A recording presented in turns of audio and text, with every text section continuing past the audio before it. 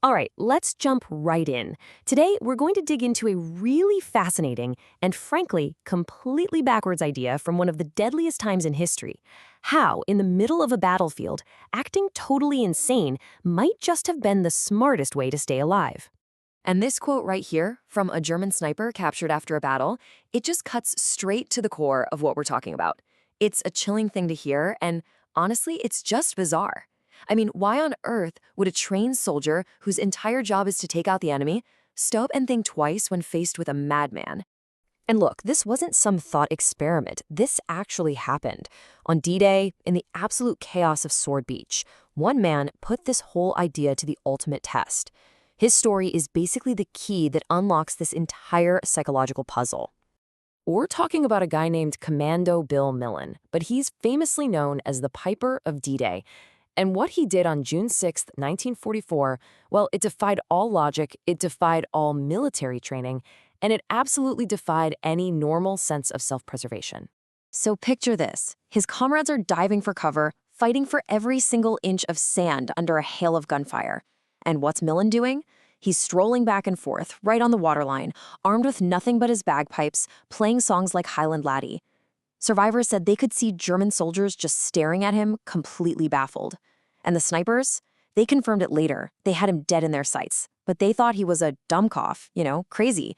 So they just didn't shoot. And yeah, that's the big question, isn't it? This wasn't about mercy or compassion. A battlefield is a place of cold, hard calculation. So what exactly happened inside the minds of those soldiers that made them hold their fire? What was the glitch in the system? Well, the answer, it turns out, has nothing to do with military strategy. It's all about cognitive psychology. Millen, whether he knew it or not, was basically exploiting a fundamental flaw in the way our brains process the world around us. The big idea here is something called a schema violation. A schema is like a mental shortcut, right? It's a script your brain runs to make sense of a situation. For a soldier, the schema for beach invasion is pretty clear. It's got soldiers, rifles, explosions, guys taking cover. What it does not have is a man calmly playing the bagpipe. Here's a good way to think about it. Imagine you see a file in your computer named cat.exe. Your brain just kind of stops for a millisecond. That doesn't compute. Is it a cute picture or is it a virus? That bagpiper on a battlefield, he was cat.exe in human form. The brain's threat detection software just doesn't know what to do with him, and in that tiny moment of confusion, it freezes. Okay, so let's try to get inside that sniper's head for just a second. Step 1, acquire target. Easy. There's a guy in the open. But then, step 2, observe anomaly. The brain hits a wall. Wait, is that bagpipes?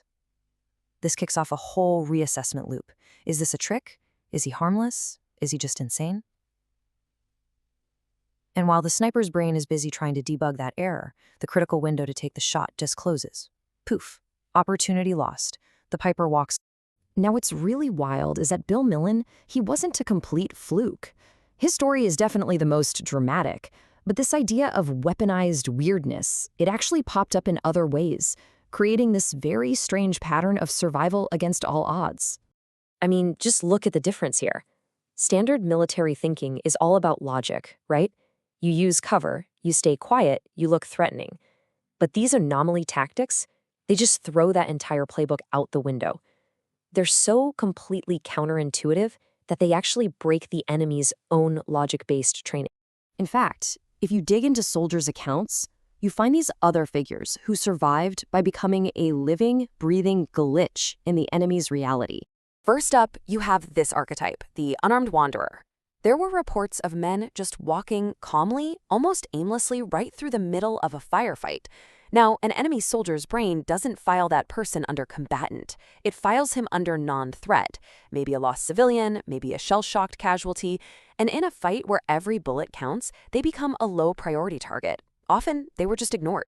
And then there's this one, the singing soldier. Can you even imagine? You're hunkered down in a trench, ready for a fight, and suddenly you hear someone on the other side just singing at the top of their lungs. It's not just confusing, it's deeply humanizing. It shatters that mental image of a faceless enemy and for a moment makes it psychologically a lot harder to pull the trigger. So, what are we supposed to make of all this? When you put all these pieces together, you're left with this absolutely fascinating paradox. right at the heart of human conflict. You know, we think of war as the ultimate application of logic and force. But because it's fought by human beings, it's vulnerable to all the weird quirks of human psychology. By acting illogically, these individuals were effectively hacking the system. They were turning their enemies' own instincts and training against them. And in the end, it really all boils down to this. One single moment of hesitation, one cognitive glitch, one sniper deciding you don't shoot a madman. In a firefight, that 1 second of confusion is the only armor you need. It is literally the difference between life and death. So, it leaves us with this pretty provocative thought.